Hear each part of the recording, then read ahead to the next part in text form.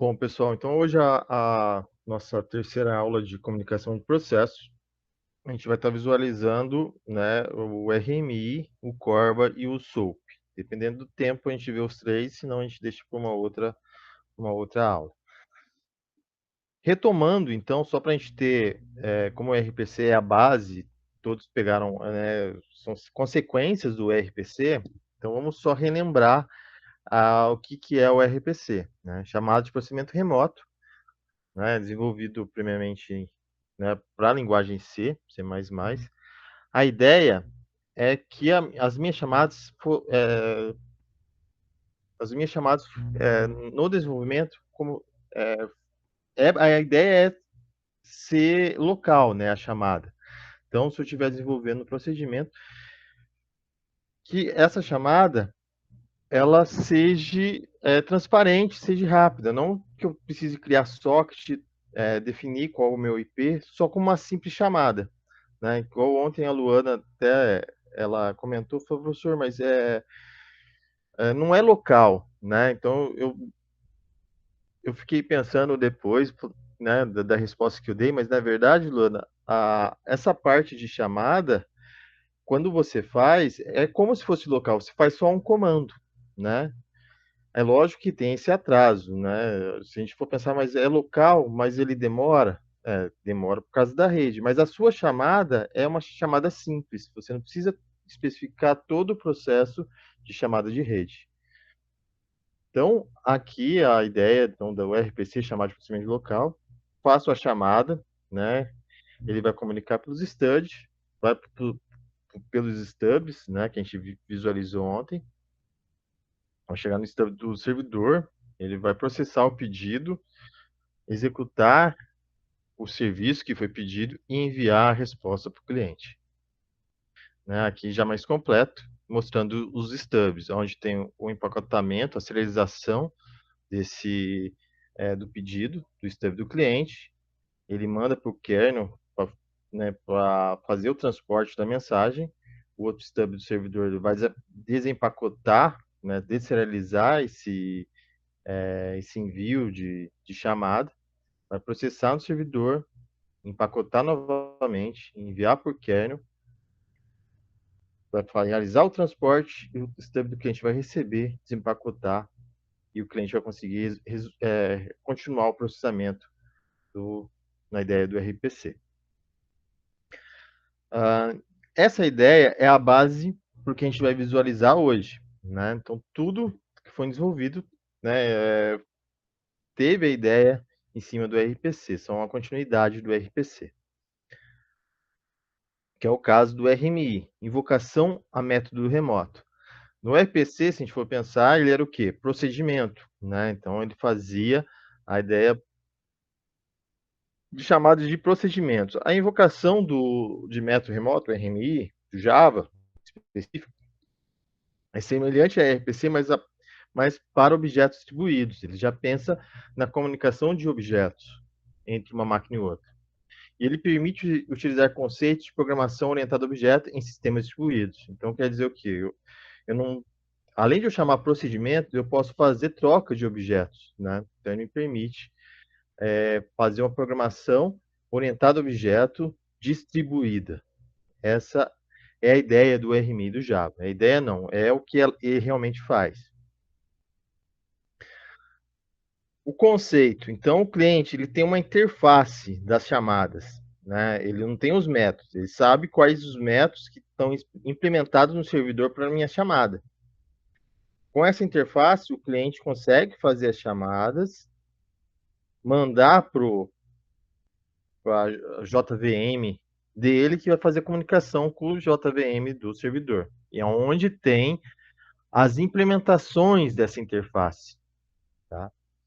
Depois eu já mostro para vocês o código funcionando. Então, o RMI ele tem algumas camadas básicas. Vocês vão ver que é basicamente a mesma ideia do RPC. Tá?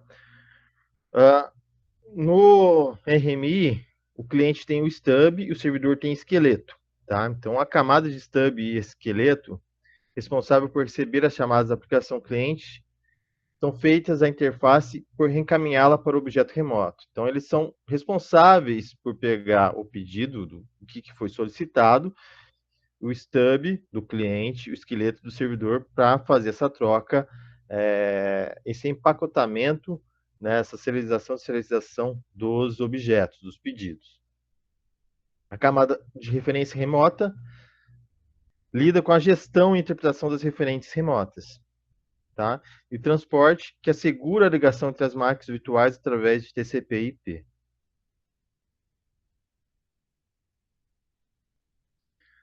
Os stubs na área do cliente, a gente vai ver cada um deles. Então, inicia uma chamada por objeto remoto, tá? O cliente fez um pedido, então o stub ele vai pacotar e vai pedir uma chamada, um referenciamento remoto, através da camada de referenciamento remoto. Ele faz um marshalling, tá? Esse marshalling é empacotamento, ele é uma serialização dos argumentos, vai ficar responsável por isso. Ele vai informar a camada de referenciamento remoto que a chamada deve ser invocada, né, entre o servidor. Na volta, o que ele recebe, o stub também é responsável por desempacotar, deserializar o valor do retorno. Tá? O stub, então, ele vai enviar, vai falar para as camadas abaixo, ó, eu quero me comunicar, né, com esse servidor. O servidor ele vai comunicar, vai fazer o processamento e vai devolver empacotado. O stub vai pegar e desempacotar esses valores. E 5, informar a camada de referenciamento remoto que a chamada foi completada, né, para encerrar aquela conexão. Os esqueletos, os stubs esqueletos são gerados pelo compilador, tá? Isso daqui, os stubs esqueletos, eles são gerados automaticamente quando são compilados. Então, isso daqui a gente não precisa se preocupar, né? O que a gente tem que se preocupar é fazer a interface que eu vou mostrar para vocês. Todo esse gerenciamento é feito automaticamente. Diferente do socket, que o controle é feito, né, como eu mostrei para vocês. O esqueleto, né, esse é do lado do servidor. Ele é responsável por fazer o desempacotamento dos argumentos. Ele vai realizar chamadas, né? Então ele recebeu a chamada, então ele vai identificar o que deve ser chamado, invocado, qual o procedimento, o método deve ser invocado. E ele vai fazer um empacotamento de novo para enviar para o stub do cliente.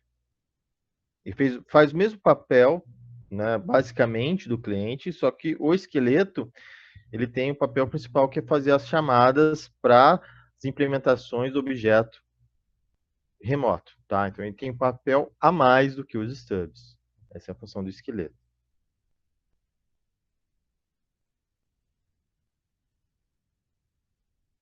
A camada de referenciamento remoto ela tem a tarefa de invocação unicast para uma máquina, invocação multicast para um conjunto de máquinas de um IP determinado, suporte para uma estratégia de replicação específica, estratégia de reconexão caso o objeto remoto se torne acessível. Esse é o papel da camada de referenciamento remoto. E a camada de transporte, ele tem o papel de configurar a conexão com o espaço de gerenciamento remoto, administrar a conexão, monitorar caso uma conexão caia, ouvir novas chamadas, manter uma tabela de objetos remotos que vivem no espaço de gerenciamento local e configurar uma conexão para realizar uma nova chamada. Tá? Professor, a gente precisa programar tudo isso aqui? Não. Isso daqui vai ser gerenciado automaticamente pelo RMI. Deixa eu só interromper aqui. Alguém quer falar alguma coisa? Acho que o Vitor mandou alguma pergunta ou afirmação no chat. Não li ainda se é pergunta ou afirmação, mas ele mandou alguma coisa. Tá, deixa eu só visualizar aqui.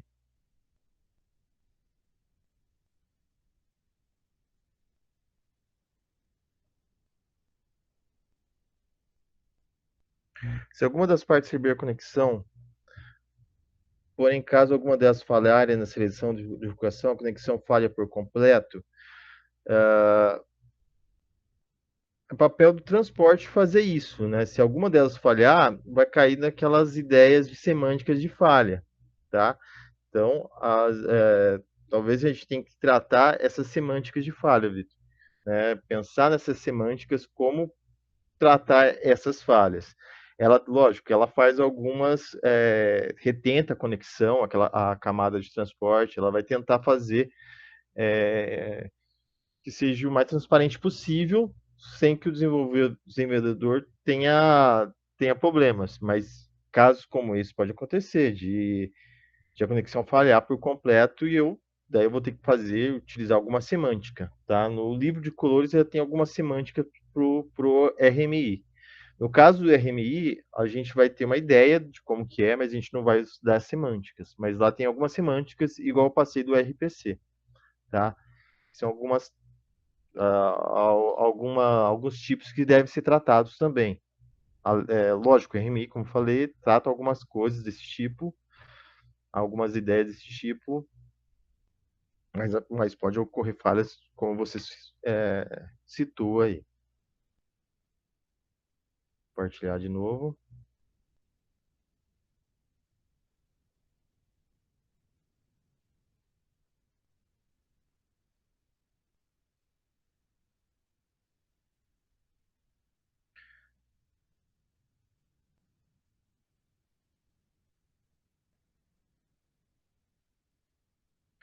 Bom, o RMI, ele é bem mais simples de fazer o compartilhamento, né, dos dados. Ele oferece um serviço, por exemplo, o servidor ele oferece um serviço de nomes para localizar os objetos remotos e chamadas, né? Então, eu não preciso fazer, lógico, definir uma porta, mas eu posso colocar o nome da função.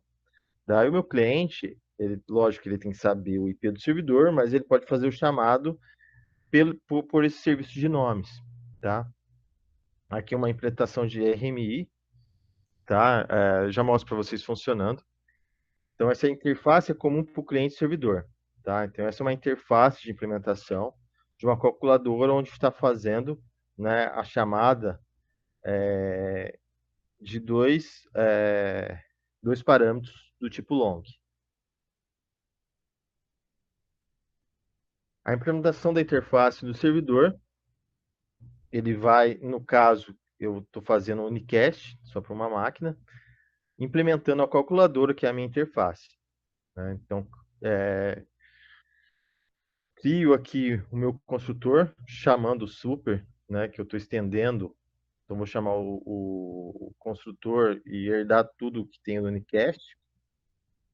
E aqui tem o meu método de somar, A mais B. Essa é a interface do servidor. E o main do servidor, ele vai startar, tá? Startar essa implementação, o objeto aqui da implementação da interface. Então, ele vai registrar uma porta, para ficar ouvindo essa porta.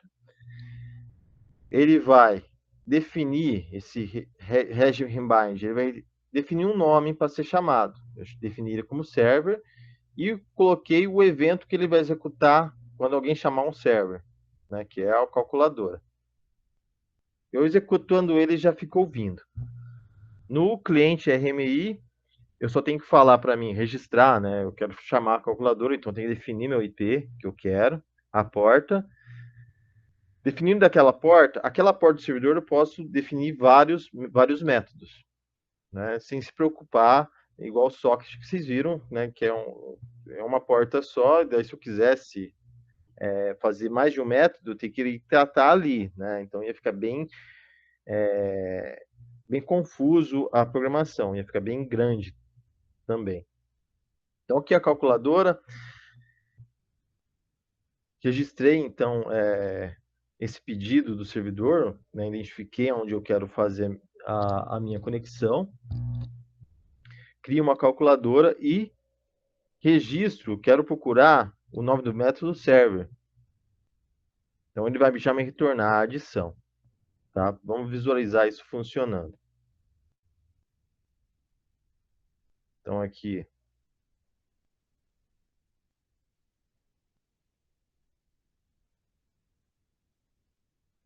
deixa eu ver se eu peguei a certa aqui.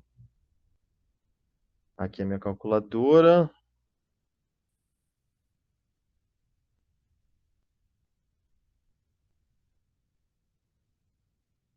Deixa eu ver se onde está a minha interface. Esse daqui, não sei porque está aqui. Tá, minha interface, meu cliente, o meu servidor. Vou startar aqui meu servidor, que eu já expliquei para vocês. Então, ó, o servidor já está escutando aqui. E o cliente, qualquer cliente que conectar e pedir aquele serviço, ele vai retornar, né, a adição. Enquanto isso, o servidor meu está rodando lá, pedindo mais informações. Então, eu poderia implementar aqui na minha interface e implementar no meu servidor outras somas, né? Por exemplo, podia fazer outros cálculos, né? Podia fazer subtração, multiplicação, divisão, enfim. E chamar pelo nome, né, do método que eu quero.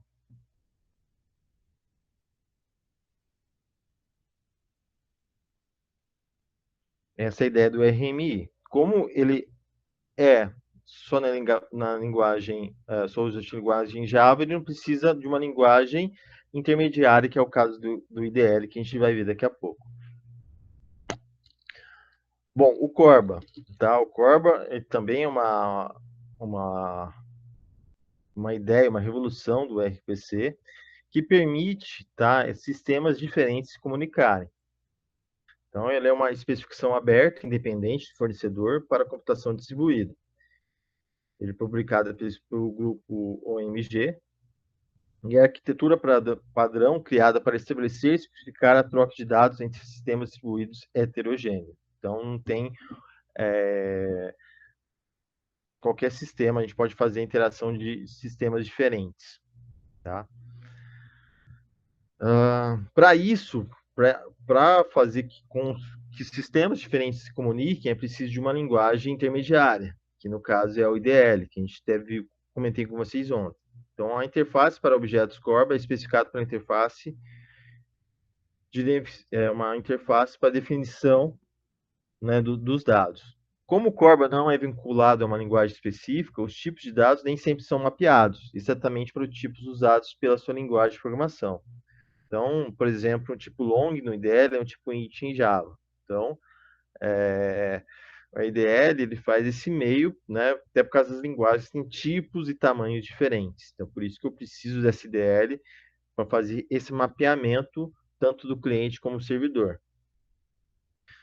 Um compilador traz a definição IDL em uma linguagem de programação C++ e Java, gerando IDL, stubs, skeletons, que provém, respectivamente, um framework para o lado cliente e o proxy para o lado servidor. Então, o IDL, a hora que eu programar essa IDL, ele já vai gerar, tanto para o stub do cliente e o esqueleto do servidor, uma IDL própria, né, para fazer essa conversão de tipos de dados.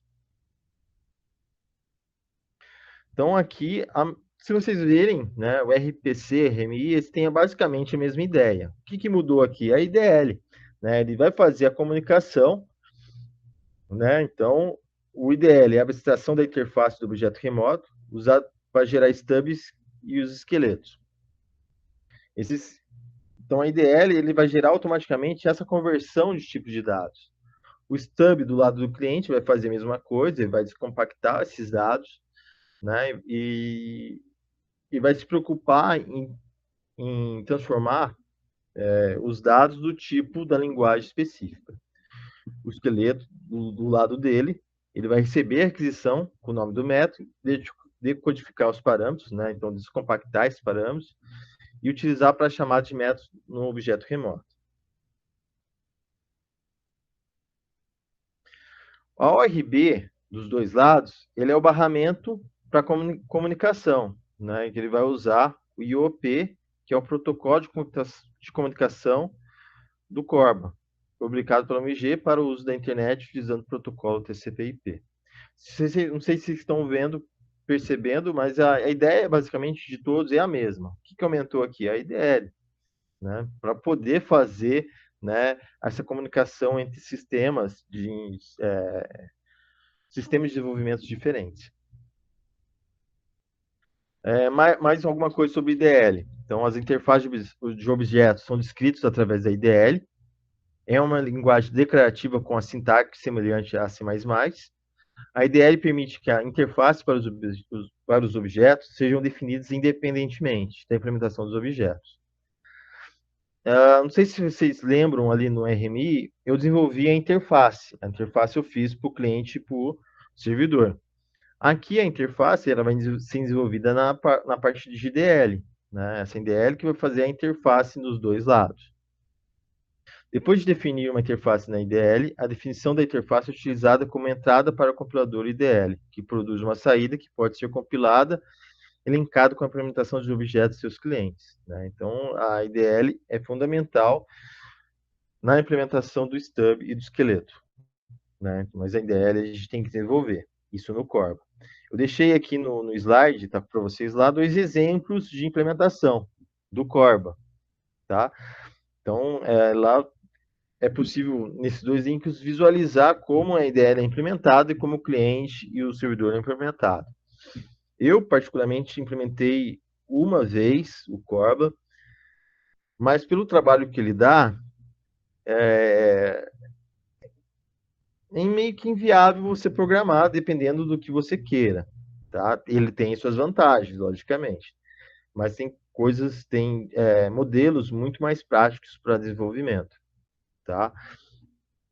Mas dê uma olhada depois no estilo do Corba e o desenvolvimento. Eu até tentei abrir o que eu tinha desenvolvido, mas assim, na verdade nem lembro, né, os passos. São muito grande, são muita linhas de programação para desenvolver. Diferente do RMI, que é bem mais simples, tá? Já o Web Service, a gente vai começar a ver o SOAP. Tá? Então, o Web Service, o SOAP, ele permite uma aplicação ser acessível a outra através do uso da internet.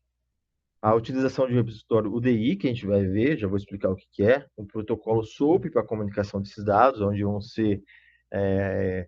vai fazer a comunicação, a serialização dos objetos e da descrição do serviço WSDL, que eu vou explicar também. Então, o SOAP é um protocolo de acesso simples ao objeto, provê padrões para a codificação de diferentes protocolos, assim como mecanismos de interação em documentos XML que podem ser facilmente trocados na internet. Então, ele tem um padrão de comunicação que é o XML das mensagens, que facilita a comunicação muito em relação ao Corba. Tá? Já vou mostrar para vocês. E ele também conversa, né, não tem um limite de linguagem. Qualquer linguagem pode, tanto cliente e servidor, ela pode trocar informações, desde que a linguagem ele tenha essa programação para web service. Aqui um histórico, né? Então, em 1999 foi o SOAP 1.0, que está baseado no protocolo HTTP, o 1.1 baseado em outros protocolos, como STP, por exemplo. E em 2003, a inclusão da semântica XML de comunicação, de serialização do objeto. O objetivo que o SOAP trouxe, tá? A organização da informação para a comunicação, então ele conseguiu organizar mais facilmente as informações na comunicação de objetos, de objetos e procedimentos, resolver os problemas de intercomunicação, né, que era a dificuldade de interação devido aos protocolos firewall. Né, o RMI, quando a gente desenvolve em sala, geralmente o Windows, a gente tem bastante problema em firewall.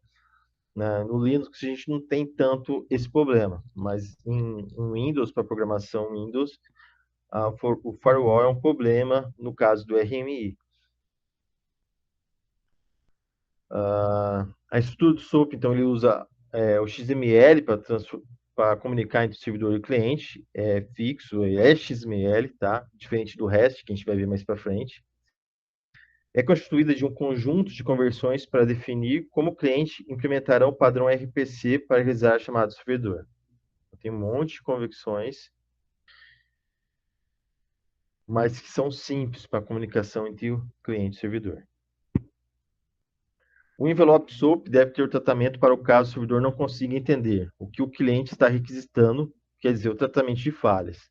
Né? Então, se o cliente ele pede alguma coisa que não tenha no servidor ou alguma mensagem errada, é possível tratar e responder para o cliente, falar, opa, você está me mandando uma mensagem aí que não está compatível, né? Então tem um tratamento de falha.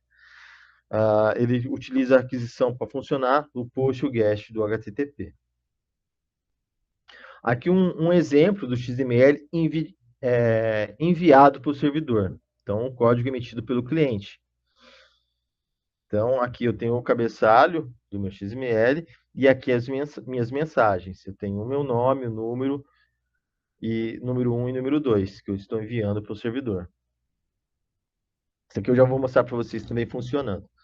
E aqui o código emitido pelo servidor, que seria a resposta que o servidor me dá do que eu enviei. Então, olá, Fábio, a soma dos dois números é igual a 34. Né? Também tem um cabeçalho. Para fazer essa comunicação e comunicação entre linguagens diferentes, entra o WSDL, que é a descrição, é uma linguagem de descrição do web service. Ela é uma evolução do DL, porém é desenvolvido em XML também e mantém a descrição dos serviços de um determinado web service. O WSDL tem toda a descrição de um web service. Já vou mostrar para vocês também. É um XML que descreve o serviço web e suas interfaces. Ele esconde o objeto onde está a lógica do negócio. Ele é uma IDL, tá? Com todos os parâmetros da linguagem. Então, é através do WSDL que eu consigo importar para o meu cliente todas as funcionalidades disponíveis do servidor. As IDLs descrevem, né, como o core, só um ponto de chamada, uma aquisição por chamada. Já o WSDL, através do WDSDL, possibilita várias requisições. Tá? Então, como a gente fez lá, a gente faz, né, eu mostrei, a gente não chegou a ver o Corba, mas ele funciona a ideia de chamada igual do RPC, né? Você chama por nome. Então, ele permite um ponto de chamada. Já o WSDL já, né, com uma conexão é possível fazer várias chamadas, utilizar vários métodos para aquela chamada. Então, isso auxilia na interoperabilidade das aplicações, né? Então, posso usar desenvolver em qualquer sistema que eu vou conseguir conectar, né? Possibilidade, por exemplo, de um cliente.net se comunique com um servidor de diferente plataforma J2EE, por exemplo. A estrutura, bem rápido, do WSDL. Então, aqui a gente tem o cabeçalho, né? Então, o WSDL é como se fosse uma IDL, tá? Então, aqui tem o cabeçalho. Aqui eu tenho as definições de tipo, né? Cada tipo, as minhas entradas, né? Que tipo que eles são, se eles são string inteiro. Aqui eu tenho as mensagens de retorno, as operações que devem ser feitas, a descrição do serviço. Essas são algumas operações. O programador tem que se preocupar em desenvolver tudo isso? Não. A partir que você desenvolveu o método e você faz a compilação, o WSDL vai ser gerado automaticamente. Basta o cliente ele só pegar o link do WSDL ou o arquivo da WSDL e importar para a linguagem que ele quer. A linguagem vai fazer tudo automaticamente, disponibilizando as chamadas do método, né, na linguagem que foi feito o procedimento. Né? Então, eu importei o meu servidor em .NET e eu quero fazer em Java. Então, quando eu importei esse WSDL para minha máquina, ele já vai fazer todo o processo para minha linguagem, em Java. O WSDL não implementa nada, ele só oferece a interface. Tá? Então, ele não vai implementar, ele vai pegar o que você implementou e já vai gerar todo aquele código que eu mostrei para vocês, que seria uma IDL de comunicação, a interface. Aqui eu coloquei a interface do correio, que ele mostra, deixa eu ver se vai abrir aqui. Vocês estão vendo? Alguém pode confirmar? Sim, estamos vendo. Tá vendo? Tá, então aqui tem a web service do correio, que tem todas as descrições, tá? Aqui esse aqui, Service Description, tá o WSDL do correio, onde tem os métodos e cada campo, o tipo dos campos. Esse aqui é a IDL, quando eu vou puxar para o meu o meu cliente, ele já vai fazer, né, toda a bagagem, vai trazer toda essa bagagem, né, vai criar uma pastinha lá com todos esses métodos que eu posso utilizar na minha linguagem. E aqui são os métodos, né, que eu posso chamar e testar, tá?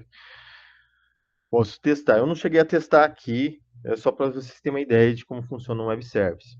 Mas deixa eu ver se eu consigo abrir aqui. Eu fiz o meu web service aqui também para mostrar para vocês.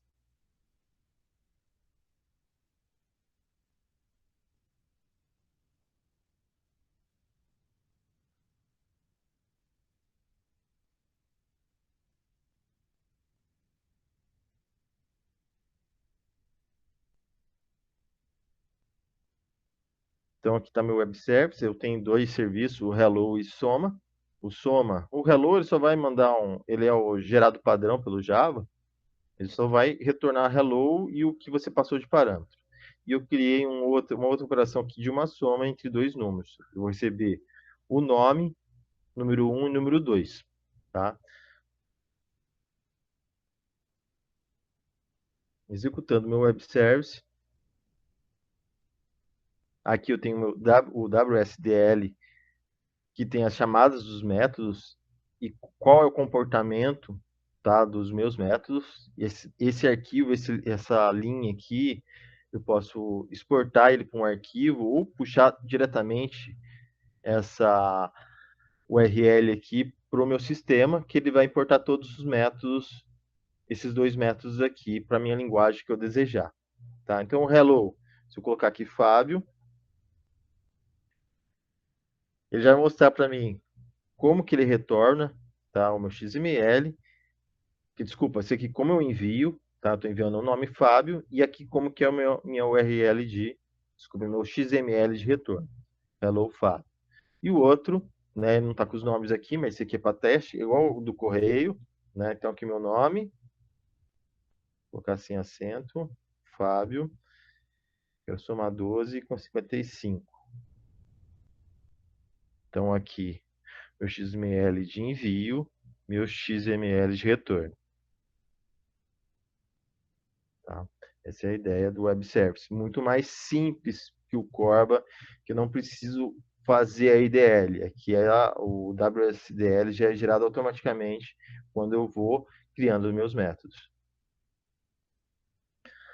O DDI, então em 2000 surgiu como uma iniciativa conjunta da Microsoft, IBM e a Ariba. Bancos de dados abertos que permitem, esses UDI são bancos de dados abertos que permitem a busca e publicação de web services através de seus metadados. Então, eu deixei um link caso vocês queiram saber mais sobre isso. Tá? Mas para eu desenvolver um web server, eu preciso cadastrar nesse UDDI? Não. Isso daqui é só para facilitar. De repente, você quer um serviço remoto, de repente, alguém já desenvolveu, você pode procurar nesse UDDI e verificar se já tem esse serviço que possa fazer para você mais facilmente. Tá? De repente, sei lá, quero calcular, verificar se meu CPF é válido. De repente, nesse UDDI tem algum web service que já faça isso, né, gratuitamente. Nesses UDIs, então, eles também separam, né, busca de serviço, eles têm tipo como fosse páginas de lista telefônica, né? Então tem páginas brancas, amarelas e verdes, né? Para você procurar tipos de assuntos diferentes, é, de, de, de tipos diferentes de buscas. Para você, eu quero uma busca tal. É só uma maneira de organizar os web services. Bom, o funcionamento, então, né, do meu web service. Então, o provedor ele pode registrar, no passo 1 aqui, o seu serviço no DDI. O cliente ele pode procurar esse serviço. Eu quero procurar um serviço que valide CPF. Tá? Procurei, achei e vou testar. Então, ele vai baixar, para ele fazer isso daí, ele precisa fazer o download do WSDL, importar para o seu sistema, né? Para ele, pelo menos ter a interface e visualização dos métodos que contém o provedor e ele vai fazer essa conexão via SOAP. Consegui fazer fez o download do WSDL, ele vai mandar um objeto lá para o provedor de serviço. Né? Vai usar a camada SOAP, protocolo SOAP, para empacotar seus dados, enviar para o provedor, e o provedor vai retornar esses dados para o cliente. Pessoal, a aula de hoje era isso. Eu já vou perguntar as dúvidas para vocês, as referências